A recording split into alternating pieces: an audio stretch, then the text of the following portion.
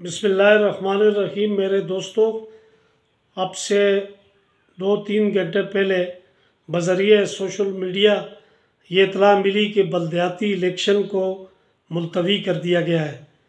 तो इस बात को सुन के हमें बहुत दुख हुआ। उसकी वजह ये कि पिछले 2 महीने से तमाम लोगों ने अपना कीमती वक्त इस कैंपेन में लगाया और आज पता चला कि ये इलेक्शन जो है वो एक अदालती फ़ैसले के ज़रिए मौखर कर दिया गया है। मैं आला अदलिया से अपील करता हूँ कि अब तक मेरे इल्म में जो बात है कि तहरीरी फ़ैसला जारी नहीं हुआ, नोटिफिकेशन जारी नहीं हुआ, अगर इस बात में हकीकत है तो ये इलेक्शन मुलतवी ना किया जाए। उसकी वजह ये कि मार्च में मेरे ख़्याल में कागान नाराम भी खुल जाता है और काले डाके का भी मौसम सही हो जाता है।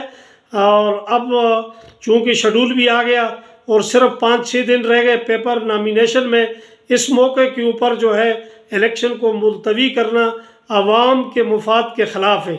लिहाजा आला अदलिया से मैं अपील करता हूँ कि अगर तहरीरी फ़ैसला जारी नहीं हुआ तो इसमें हमारी इस अपील को भी एडमिट किया जाए और 27 मार्च को ही बलदियाती इलेक्शन कराया जाए। मौसम इसमें मेरा ख्याल है कोई रुकावट नहीं है। हम भी इसी इलाके के रहने वाले हैं, हम कोई इंडिया से नहीं आए, हमें भी पता है कि मौसम मार्च में बिल्कुल ठीक हो जाता है।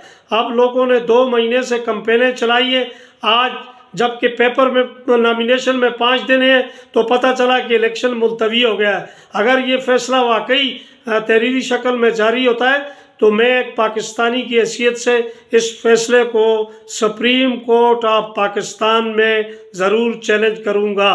खुदा हाफिज़।